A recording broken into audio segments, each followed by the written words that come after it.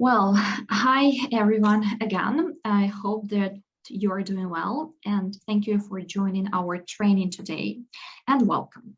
My name is Margarita and I am the part of the ENGin team responsible for curriculum development and volunteer and students trainings in our organization. I would like also to meet you to learn something about you. So it would be great if in our chat, here in our chat of the meeting, you could write your name, the city or country you are from, and how long you have been volunteering for ENGin. So for us to see the overall picture. For me, I'm from Ukraine. Yeah, just if it's interesting for you to know, and I have been part of the ENGin team for half of the year. So could you please share your ideas before we delve into the topic? I would like to talk about some of the most important points for today, for our productive work today. So I would like you to put yourselves on mute unless you speak, so not to create external noise that can disturb other participants. As I have already mentioned, the webinar will be recorded, so please feel free to turn off your cameras not to feel uncomfortable. At the end of our webinar today, we will have a 10-minute Q&A session, so you will be able to ask me any questions you need. If you have some questions during our webinar, you may write them down in the chat and they will be answered at the end. If after the training you have some questions left, please feel free to contact me on my email address written here. For any further questions, for any further ideas, tips, tricks that you would like to hear from me on any topic regarding your trainings, your sessions, and please take 5 minutes to complete the feedback form after our training. You will be provided the link on your email address. Your thoughts and advice are really valuable for me to improve further trainings. And of course, I would like to mention that you are doing a great job helping the generation of Ukrainian learners improve their language and intercultural skills. And ENGin really appreciates your desire to be even more helpful to your bodies, your desire to develop and make your sessions more efficient. I'm sorry, again, I would like to ask to put yourself on mute. I will do it like that, so not to be disturbed by external noise. Okay, and a few words about our agenda for today. Today we are going to dwell upon 3 main topics and 3 main directions. We'll talk about general tips of efficient speaking sessions. So what is important to make it efficient, to make it productive. We'll talk about how to save a dying conversation. So when you have nothing to talk about with your learner, as it seems to you, or when you see that your learner is really reluctant to speak or has nothing to say, how to promote, how to engage him or her. And the third big part of our webinar today will be devoted to error correction strategies.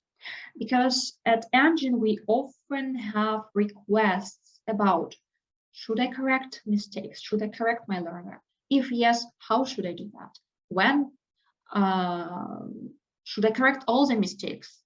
If not all of the mistakes, how do I decide what to correct, what not to correct? At ENGin, we have developed our own guide for you. You will be shared. This guide will be shared with you, so you will be able to use it in your sessions for proper error correction with your learners. So when we are talking about ENGin sessions, yeah, our main goal and our main objective is to help our learners develop fluency. So fluency, as you can see on the slide, if we're talking about some kind of definition, the meaning of what fluency is, what we are trying to develop, is a natural language use occurring when a speaker engages and is involved in meaningful interaction and maintains comprehensible and ongoing communication. Fluency can be developed through session activities where our learners can negotiate meaning, where they can use different communication strategies, when they can correct misunderstandings and work to avoid different breakdowns. Fluency can be contrasted with accuracy, yeah, because accuracy, this is the right use of language, the right use of proper grammar, and they can be contrasted. And the role of us as volunteers, when we try to help our learners speak fluently without any problems, without unnatural pauses, is like we are like facilitators. Yeah, we create a climate conducive for them to develop the skills to reflect on language use and language learning.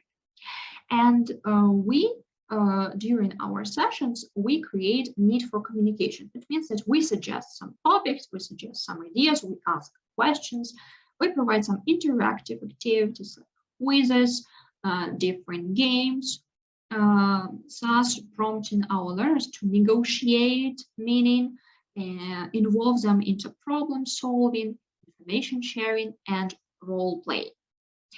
And one of the greatest ways to connect and to inspire learners to participate in different kind of conversation is to connect it to their life, to their interests, and to their activities they are fond of.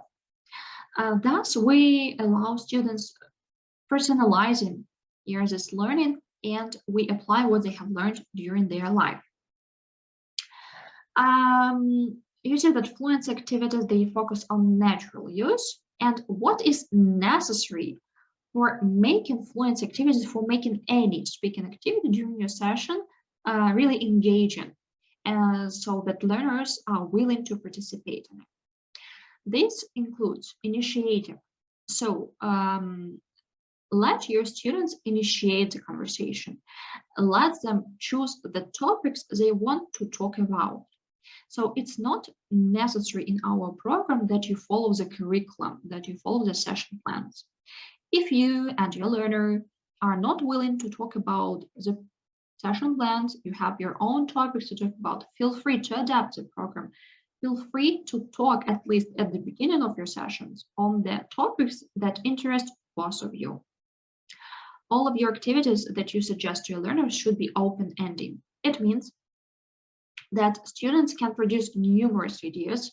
It shouldn't be a question like, do you like or no, which implies only one answer, yes or no.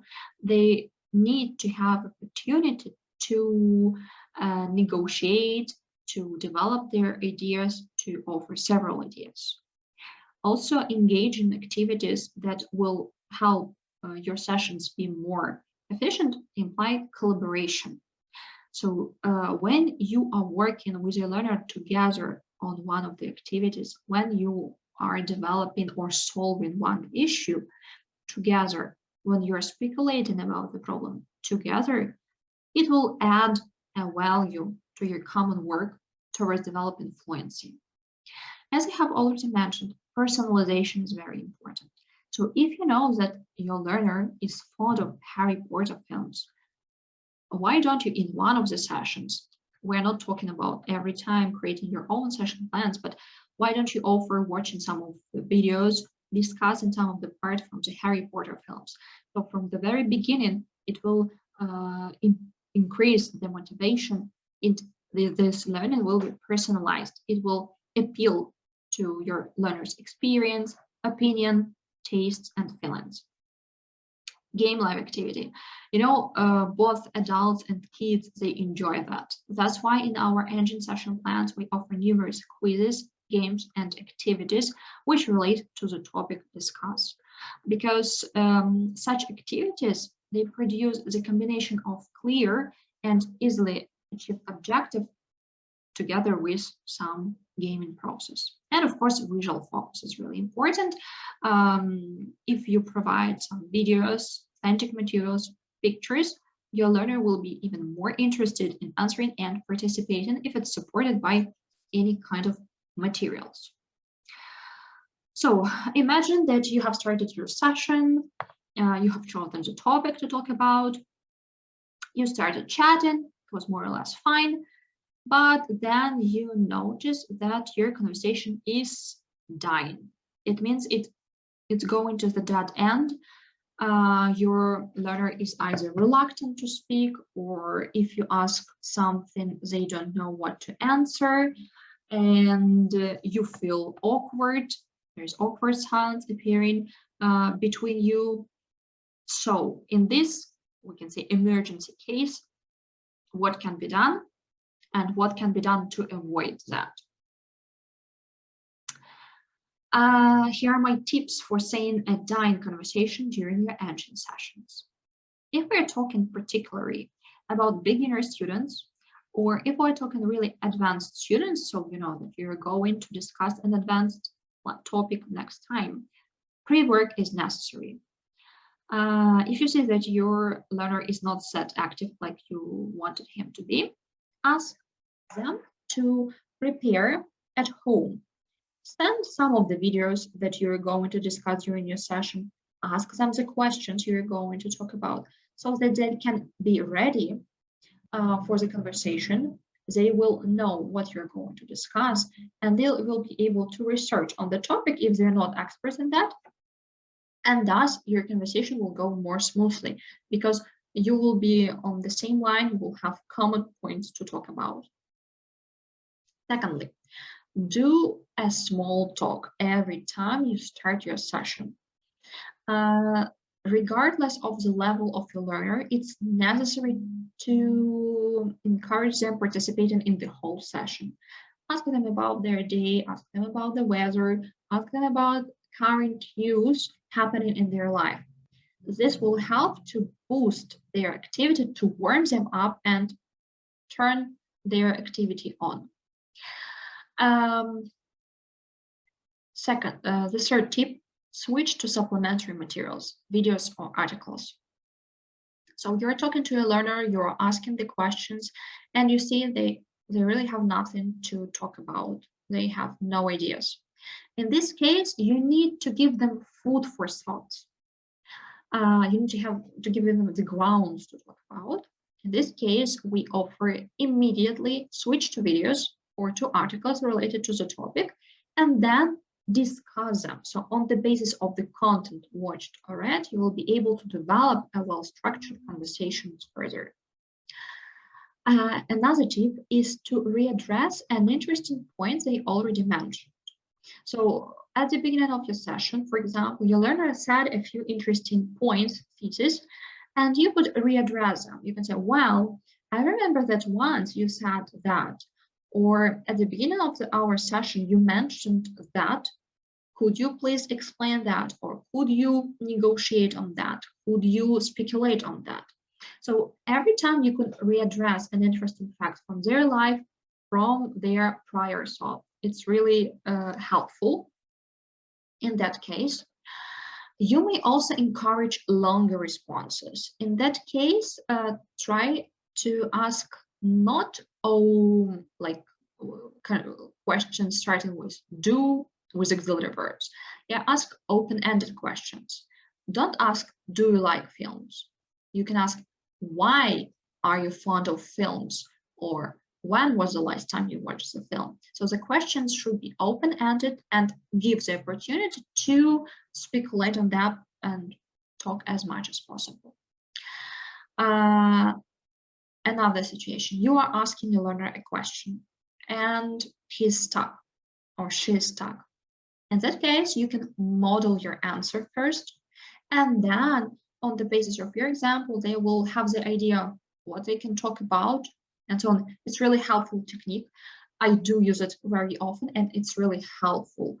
It shows your learner that you are also actively engaged in your conversation, and really sometimes learners need samples to follow, especially if they have only started their chattings with you. They need some time to get used to it. So modeling your answers, sharing your thoughts will be really useful in this case.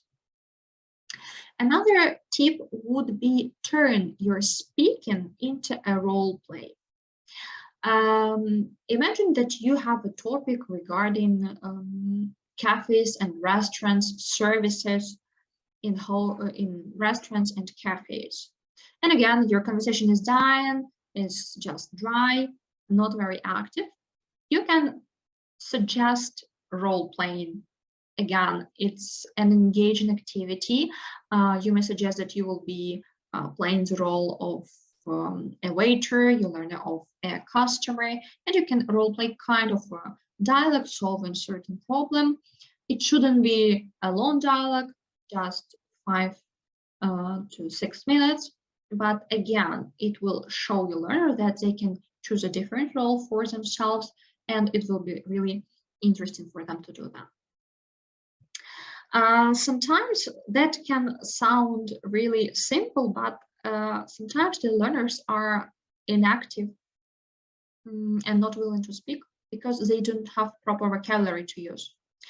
That's why if you see that you ask the questions and again, the questions are really short, suggest learning 5, 6 new phrases in English related to the topic you're discussing and ask your learner to use them in your sessions. That's what we offer in ENGin sessions.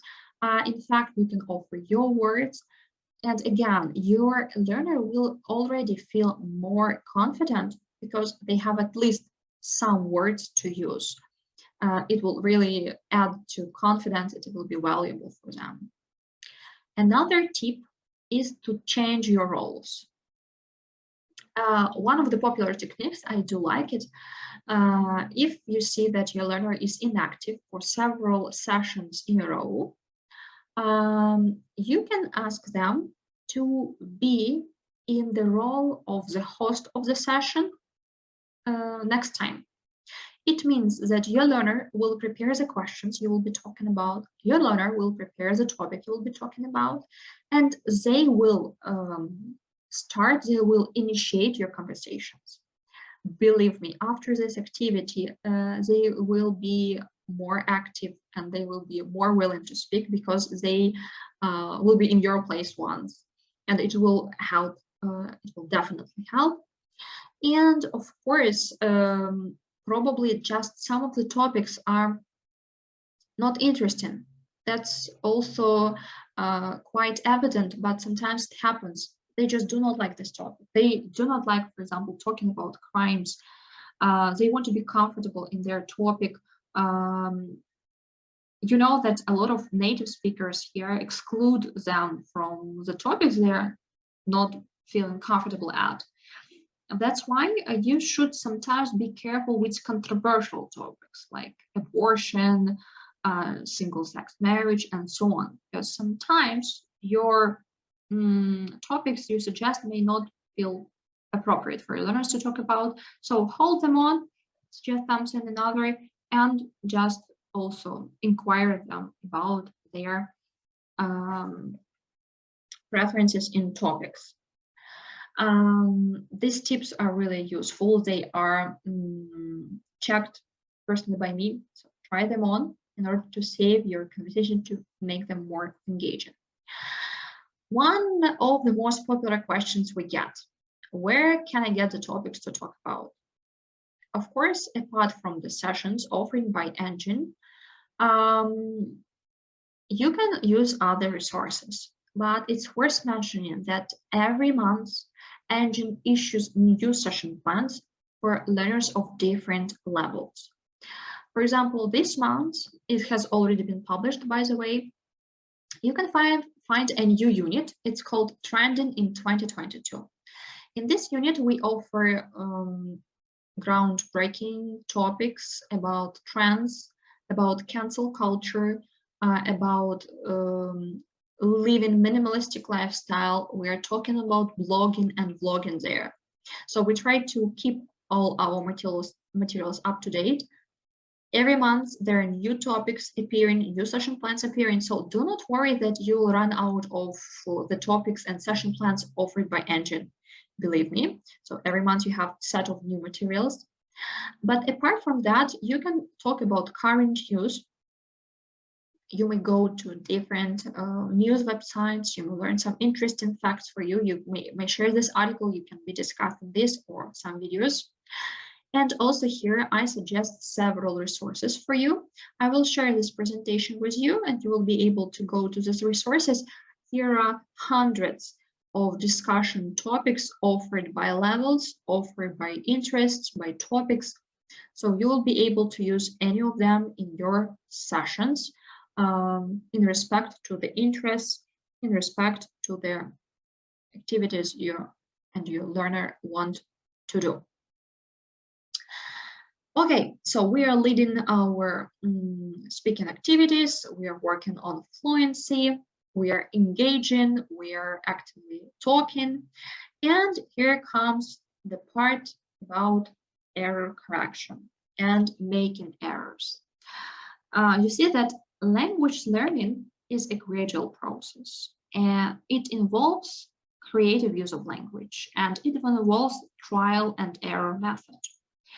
Although errors are a normal product of any kind of education and learning process, we as volunteers, we want to be as efficient for our learners as possible. That's why all of us wonder what to do with errors. You know that student mistakes are certainly the evidence that they are making progress. They show that the students are experimenting with language, that they are trying new ideas, that they are taking risks, that they attempt to communicate, and then they evolve this way. So we will be having really long discussion about error correction, but initially I would like to hear some of your ideas, and I want you to share your experience with other volunteers. On the slide, you can see 3 teachers, Rose, Chris, and Peter, and each of them has their own ideas on errors and correcting them. So Rose thinks that errors need to be avoided at all costs. She doesn't want her learners to pick up bad habits. So she said that making mistakes is awful. Chris feels bad about correcting errors because she thinks that it's judgmental and demotivating. And Peter supposes that errors are a natural part of learning process and they're really useful as are the teaching materials. Now, I would like you to work in the breakout rooms. I will create groups now. And in your groups, I want you to share your expertise with other volunteers. So first of all, I want you to tell which of these statements do you agree with. I also want you to share if you correct your bodies, how do you correct your bodies, and your general opinion. Is it necessary to correct learners when we practice speaking or not? So please share your ideas with volunteers. The first thing we need to remember that our learners can get wrong for several reasons. Sometimes they're just slip up, although they really know the rules. Even native speakers in their own languages do that, and it's natural and it's normal thing.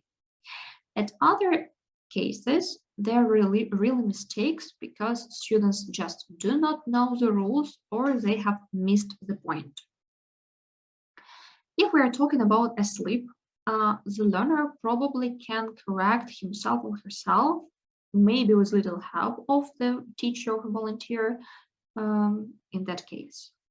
Sometimes in fluency activities in particular, that's what we do in the ENGin, it's better not to pay attention to some of the errors. It means to ignore errors. Yes, I mean that we can sometimes ignore, because thus we can help our learners and we can give them opportunity to develop their confidence and fluency and to experiment with the language. Some of the mistakes, if we're talking about not slips but mistakes, are more important to correct than others. Those mistakes that prevent the communication and that prevent the understanding should be certainly corrected. Those mistakes that do not hinder their understanding, for example, missing the final S in present simple, won't affect your understanding a lot. And in fluency activities, they may be ignored. And if the atmosphere in your session is really relaxed and friendly, students won't be self-conscious and won't be shy about making mistakes. So how to understand if the correction needed? For this, I offer you to ask yourself 4 questions before making this correction. Will it help or hinder the learning? For example, if you will be correcting past perfect tense for beginner student, he won't understand it certainly. It will just make him crazy and confused. At this point, it's better just to ignore this mistake and not to pay attention to it. So thus you will not hinder the learning and the fluency activity. Next point. Am I correcting something they already know? Maybe there is no point in doing that. So if we're talking about advanced student who's making a mistake in the verb to be, advanced student certainly knows how to use the verb to be. It was just sleep in his case, and it's really no point in correcting it because they already know this. You won't teach them anything new, but you will just make them confused in the conversation because there is a very high probability that next time this learner won't make mistake in this structure. The third question you need to ask yourself, how the learner will take your correction. Will it be appropriate to correct them in this case or not? And what is your intention in correcting? Do you want just to show him or her the correct version, or you want to teach him this phrase and explain it in more details? When you decide that the correction is really needed, you need to also understand when to correct because there are different situations when you can do that. So correction may happen immediately after making a mistake. It can happen in a few minutes. It can happen at the end of the activity when you just take notes. And after the activity, you ask your learner about and tell about the mistakes. It can happen later in the session, it can happen at the end of your session. It may happen in the next session, like according to rules, it can happen, but we do not recommend it because like it should be maximum done at the list of the session to make it productive and efficient. Or it can never happen, and that's absolutely okay. And now we will talk about when it's okay to never go back to the mistake. So this question, should we correct during fluent speech? On the one hand, as we have mentioned, we don't want to interrupt our learner as they are speaking, which might disrupt flow of speech, discourage, or harm the communication. But on the other hand, no correction at all might lead to the mistakes being confirmed and fossilized in the mind of the learner. So many of our volunteers, and this method is also very efficient among teachers, is just quick recast. When you just correct your learner, yeah, you explain that that was a mistake. But if you want to correct more efficiently, you need to stop your student. You need to correct the mistake in the way that ensures that your learner noticed and accepted this correction. And it will involve disruption of communication. So we have the following dilemma.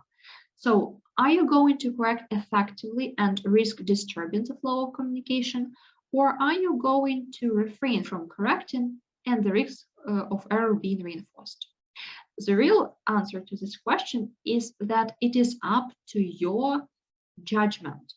You, as a person working with the learner for some period of time, should take into account a number of factors, such as the level of confidence of your learner, the goals of the learner. So if his or her goal is accuracy using grammatical correct structures, of course you should be correcting mistakes. But if it's fluency and they do not bother about accuracy at all, it won't happen.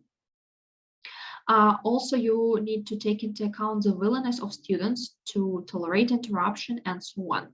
So the main point and the main tip here is to remember that sometimes even ignoring the mistake may be really useful and productive for your learner. for developing the flow of speech. So it's up to you as a volunteer to identify when to disrupt the speech, when to stop your learner immediately and correct the mistake, or whether to postpone it or never go back to it. Using our guide that I will show you later will make this decision easier for you. Another popular question, should I correct all of the mistakes? A general guideline here might be, if there are not so many mistakes, correct them at the end of the activity. If there are a lot of mistakes in every single sentence that make their speech not understandable, you should correct only the most important and the most grave of them.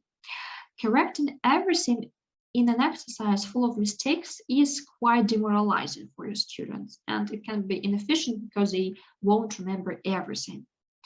On the one of others, you need to decide for yourself which are the important ones, mistakes to correct, and which can be ignored at this moment.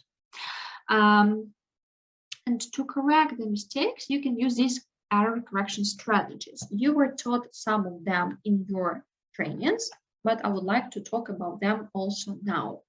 So there are several techniques you can use. There is a technique of recasting, when you just simply say the correct version about student mistake. Like your student says, I playing the guitar, you correct, I am playing the guitar.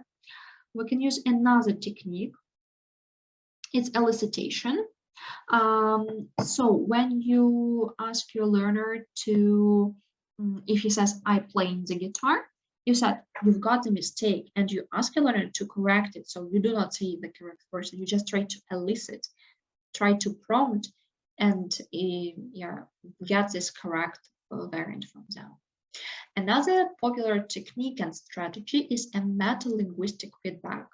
When your learner makes a mistake, for example, I playing the guitar, you stop, you interrupt his speech and you say, well, in present continuous tense, you need to use the verb to be before ing form of the verb.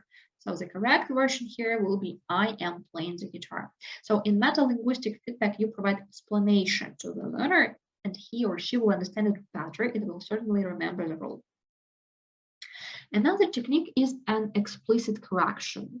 When your learner makes a mistake, you say explicitly that he or she made a mistake, and then you correct it. So you should say, it's not really correct, or you've made a mistake. Sorry, pay attention here because there is a mistake. You should say like that. Another technique is a repetition. When you, in your mimics, with your gestures, with your eye expression, face expression, you try to show that there was a mistake. So your learner say, I playing the guitar. You say with some interrogative intonation, I playing the guitar.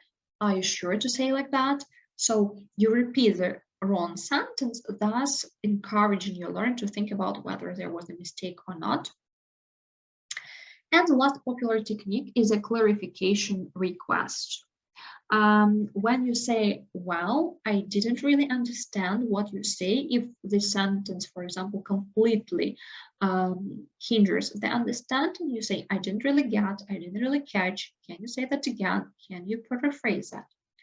All of these techniques are extremely popular and they're extremely useful for you to use during your fluency activities and correcting your learners. Another very important point, especially when you are working with Ukrainian learners. You know that in the Ukrainian language, there is no distinction between long and short vowels. That's why there can be a lot of problems for our Ukrainian people to differentiate between the word live and live. So when your learner says, I live in Ukraine, you could correct him like live in Ukraine. So you could use this echoing technique. Just recasting here and repeating the correct phrase. But as you can see from the example, from this case, our student doesn't even realize that he or she has made a mistake because it's not natural for our language to have this distinction. It doesn't exist in Ukrainian.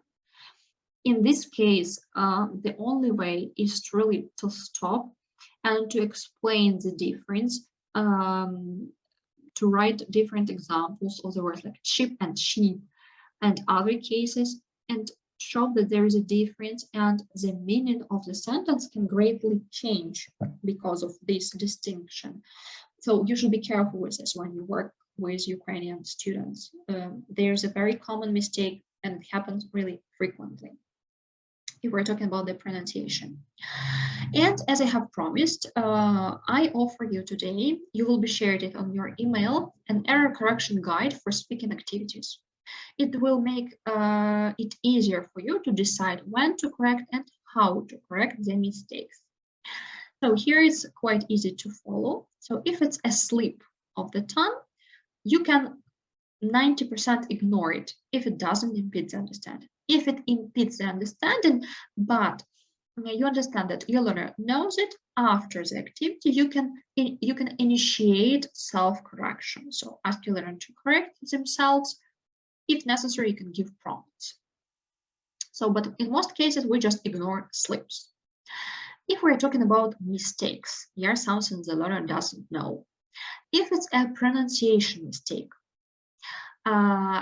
you should first correct it immediately, interrupt your learner and correct. If it's greatly uncomprehensible and it impedes the understanding of the whole speech, so correct it immediately. If you can note it, if you can write it down and you can go back to it at the end of the activity, not to interrupt your learner, do it. But again, if it's important and relevant for your learner's level, because if the beginner is making a mistake in the advanced word that he just wanted to read for the first time, he doesn't know this word, so it's not sense in correcting it because the student doesn't use this word in his active speech. Just ignore and forget about it. So, but in most cases, yeah, appropriately to the level of your learner, note and correct this pronunciation mistake at the end of the activity. If we're dealing with grammar and vocabulary mistakes, there are three possible ways. We can absolutely ignore the mistake if it's not relevant, if it's not interesting for our learner. Yeah, he made this, but as I have said, if beginner makes mistake in advanced vocabulary, he doesn't know this word, just ignore it, forget. And if it doesn't impede the understanding, you know that a lot of Ukrainians may have mistakes in that, using inappropriate words, but if it doesn't impede, if it's just don't fit, if the word doesn't fit the sentence that much, but if it's okay for understanding, you can ignore it. You should correct immediately if the mistake is grave, if it's, first of all, a high frequency mistake. If in every single sentence your learner makes a mistake, you say, well, stop here, you interrupt your learner and you correct the mistake and you explain. It's better to use meta-linguistic feedback here. Of course, if it impedes understanding the communication, you should do it really fast with explanation. If it's possible to wait till the end of the activity, if it's possible to note it, and you should correct this if this is something your learner should know at this level, but he, for example, forgot or doesn't know, you should try to explain. If it's relevant for the level, it's important at this point, and if it involves target language. For example, if you agreed to practice present perfect tense in your session, yeah, and your learner makes mistakes in this sometimes, so you should note it because it's your target language practice for this session. You should be doing that. So I will share this guide with you. I hope that you will be using it. I checked it works. So with the time, you will remember how to use it. You will go to it, and I hope that you will be able to make your correction more efficient. Besides, ENGin offers you to watch videos. On our YouTube channel, you may find two videos: student volunteer interaction intermediate level and student volunteer interaction beginner level. In these videos, educational videos, you will see how you will see real sessions and how our volunteers sometimes ignore the mistakes or how they use different correction strategies and in which cases the mistakes are ignored, in which they are corrected immediately, and how they are done. So these 2 training videos will be also helpful for you to understand how it works. I'm really grateful for you for this time. I will also share a guide with you to use in your sessions. I will also share the links to the training videos where you can see real cases of communication between volunteers and students and correcting themselves. And thank you for your time. I hope that you could be able to pick some ideas for you to get some tips, and I hope that your sessions will be even more efficient in the future. So thanks for your time. See you, hope, in next sessions, and have a nice evening or day. It depends on where you are. Okay. Thank you. Thank you too. Thank you.